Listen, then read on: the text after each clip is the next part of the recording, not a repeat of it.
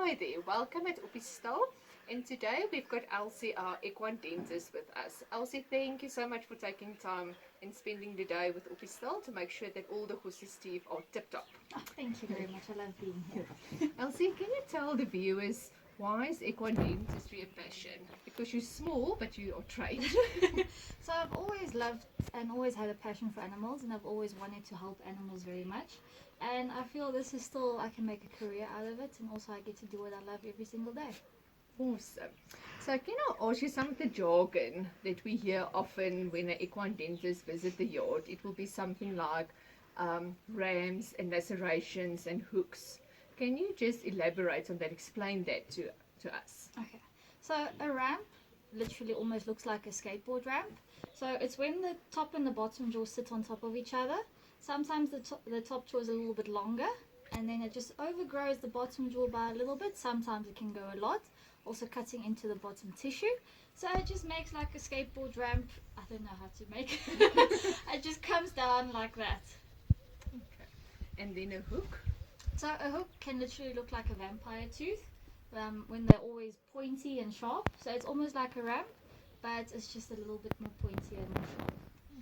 And why would you say it's important that we have a regular schedule that you come and visit us? So horses unfortunately do still live outside, they do play, so we always need to make sure that they're most comfortable when eating, and that if there is anything wrong, that we do catch it before it becomes very painful for them.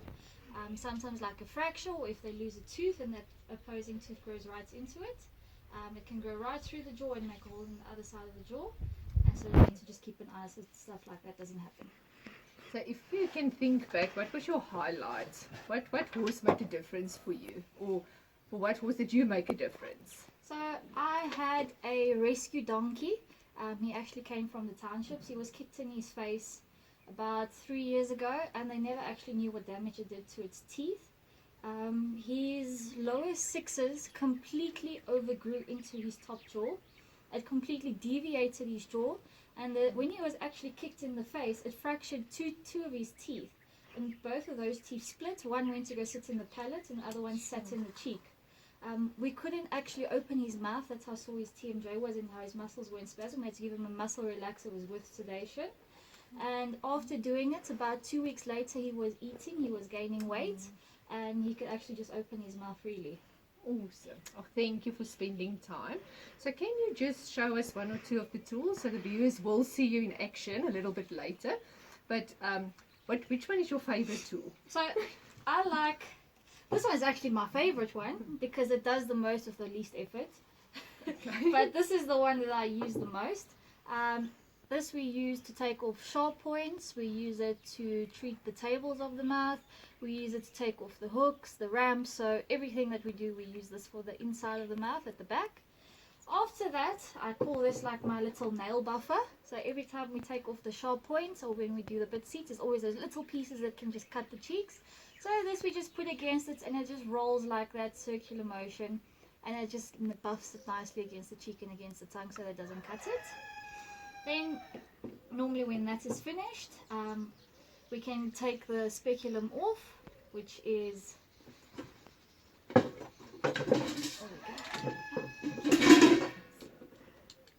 so this is what we use to put it onto the horse's mouth. So that's what we also know as a gag. Yes, right? that's referred to as a gag or a speculum. And then we can open the horse's mouth as wide as we need to and as much as he allows us. So we can stick our hand in and feel all the way to the top, see what is wrong, and also we can put our headlights on and see if there's anything else that we can't always feel. After that, we can take that off. Then we can move on to the front teeth. So sometimes with the horses having problems in their back teeth, it also shows on their front teeth. So let's say a horse has a very big hook on its left side, or it's very sharp. Then normally they don't chew on their left side, so we can see it on the front teeth because the left side of the front teeth will be higher than the right side. So then sometimes that will just make the horse's front teeth skew like that or like that. So then we can just, when this spins round and round, we can just put this on top of the teeth, and then we just grind it to the level that we need it to come straight again. Also, then we have the forceps. We can use these to pull wolf teeth, but you can also use these to take off the plaque that you'll also see in the video that we show afterwards, after Monty I think it was. So you just put lightly pressure on it and then it just squeezes the plaque off. And then my favorite one, you can either use this to do bit seats with. So a bit seat is what we use, so when we put the bit in the horse's mouth, he's comfortable, there's no sharp edges on it, and there's nothing that's going to cut him or pull back and hurt his cheek. Then you can also use this piece here. So what you do is if you have a canine, you just put it on top of the canine, and it just makes the canine nice and blunt so it doesn't lacerate the tongue. Okay. So this is all power tools, Elsie, so I know a lot of horse owners are concerned. So why do you choose power tools and not a hand rasp? Okay. So horses' teeth are meant to go side to side because they chew round, so the ligaments and everything are put to hold the tooth together to go side to side. So once you hand rasp, you're actually going backwards and forwards. So you're going rostral caudal. And that's actually the movement we use to extract teeth, because that's we using nature against itself to loosen those ligaments much quicker. So when you use a hand rasp, you're going backwards and forwards, so you're actually loosening the teeth. Also with the hand rasps, you have to go over all the teeth and you can't just work on the specific tooth, so you're leaving more gaps out the mouth. With this, we have a vision of what we're doing 24/7. We can have a look at which teeth are causing the problem. I can put this on the tooth that's causing the problem. I can fix the tooth and I can move on to the next tooth. Also with this, I can see exactly how much I'm taking off. I can see when I'm getting close to the pulp, so which is the live part of the piece that has the nerves and the blood vessels and everything inside of it. So I can see when I'm taking off too much. I know exactly how much I'm taking off, and I can know exactly where I am working. So I think some of the viewers will know that the horse's teeth never stop growing. But what other interesting fact can you tell the viewers about horse's teeth? En dis 'n baie moeilike een. In my off Aging. Yeah. Yes. With the blind tooth. We can age horses by looking at their front teeth. Horses also get what we call a very interesting tooth. It's called a wolf tooth. So that's like a tooth that they had many years ago. It's almost like a wisdom teeth. So with time passing along, it got smaller and smaller and smaller. Some horses get it, some horses don't. And it sits right where the bit goes. Sometimes it's blind and it sits underneath the tissue, so you can't always see it, but you can feel it. You also get what we call a floating wolf tooth. So that's a wolf tooth that can float all along the body. Sometimes you'll see it, sometimes you won't. Sometimes we get them out the ears. So there's always that sort of interesting stuff as well. Sure. You see, you're never too old to learn. I didn't know about the floating wolf tooth. Thank you, Elsie. And then just a question for the kiddies. Is it sore? Should the horse be scared to come to the equine dentist? So no, they don't have to be scared. It's not sore at all. Yes, they do feel vibration, but the pulp of the tooth, which is the live part of the tooth, sits a lot deeper than what ours would. So if we maybe chip a tooth, we feel it already because our pulp is exposed very close to it. But with them, their nerves and everything sits a little bit lower. So no, unless they are in pain already. So if they do have a fractured tooth and you're working on the fractured tooth without you knowing it, because the tooth might be loose in the jaw already, and with you causing the vibration, you can see it. But no, it's not sore. Okay, so how often do we need to see an equine dentist for our horses? So I would recommend, depending on the age and how bad the horse's teeth are, if you have a younger horse, I would recommend always checking them when they do get born, to check for parrot mouths or underjets or anything like that, so we can always fix it before it gets permanent. From then, I recommend about 2.5 years, 3 years old before you put a bit in and you start to ride. And then if the horse is still very young, let's say 5 or 6 years old, I would recommend every 6 months, because the eruption rate is a lot quicker than what a 12-year-old might be. But if your horse has a very good mouth and he's grazing a lot and he's got a big paddock that he grazes in the whole day and he doesn't get a lot of extra food, you can do it once a year. And then if you have an older horse which has very big steps, or you can see that the teeth are starting to get loose, you can say between 3 to 6 months, just to make sure that everything is still keeping intact. But if all in all your older horse has a very good mouth and he's had routine care and everything is good, you can push it for a year, sometimes even checking at a year, but only doing it 1.5 years. Okay, and then just the last question, Elsie, you're doing great, thank you, is for us as horse owners, so I know we can have a look at how the horses chew their food, are they losing food, are they comfortable eating, what sign is there? Maybe weight loss, or we can't get weight on, but what other signs are there we can look at that we might think it's a teeth problem? So if you're looking at your horse and it seems like he's chewing open mouth, when he's chewing the food is falling out, which we would call quitting. Also when he's chewing the grass and he's spinning it around in his mouth and he just drops it out. Also sometimes with horses, if they've got a big grass belly, but you can't get them to fill out.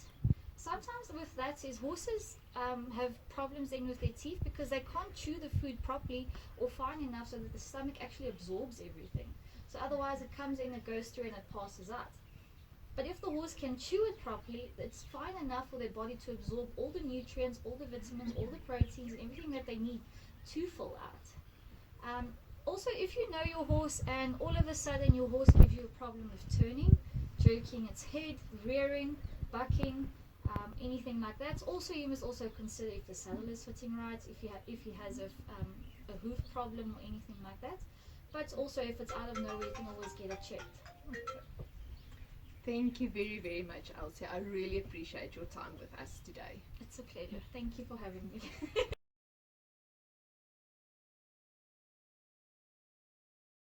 Yeah.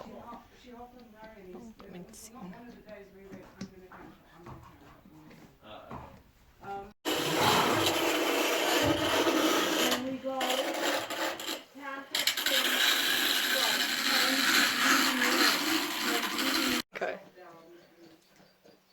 Dankie, Elsie. So this is Woody. Woody has 4 fractures. 2 of them are his top teeth right at the back, which we call the 111s and the 211s. So what happened is those bottom teeth grew into those space, so that completely locked his jaw as well. Also, his upper nines has what we call infundibular caries. So that's when the teeth start getting nice and black, and it makes small holes in it. So the bottom teeth also grew into that spacing there. Also, because of the infundibular caries, they started to fracture and to chip. So it also makes him a lot more uncomfortable. His cheeks were very much cut open from his sharp points. Also, his upper sixes overgrew and they were sitting on top of his gums. So every time he was chewing side to side, he was lacerating his tissue at the bottom as well. And then as well with his front teeth, because of the back, he had an abnormal wear. So that restricted his lateral excursion a lot. So every time he wanted to chew, he had to open up his mouth to do the round circular motion. So we sorted that out, and then he just had some plaque on his canines as well. Thank you, Elsie.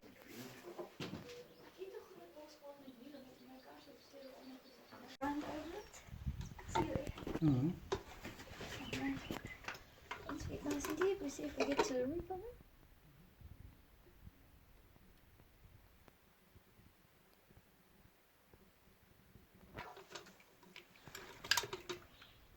There it is.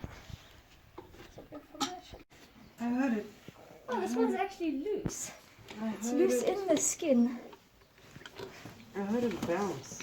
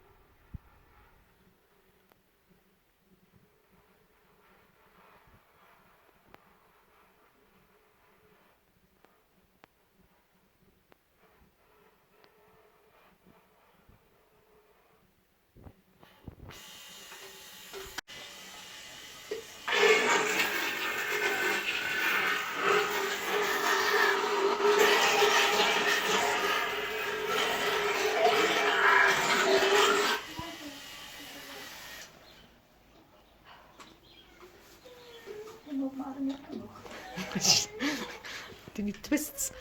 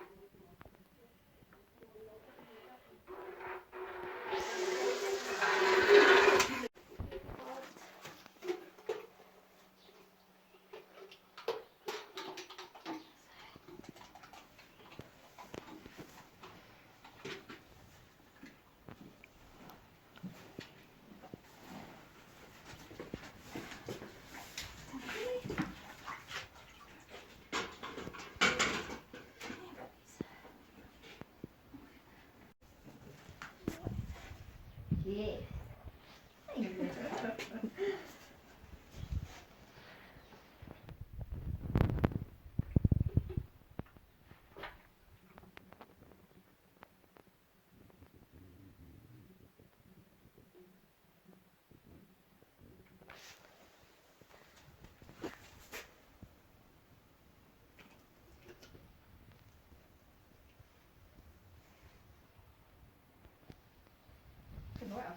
Oh, well, sit.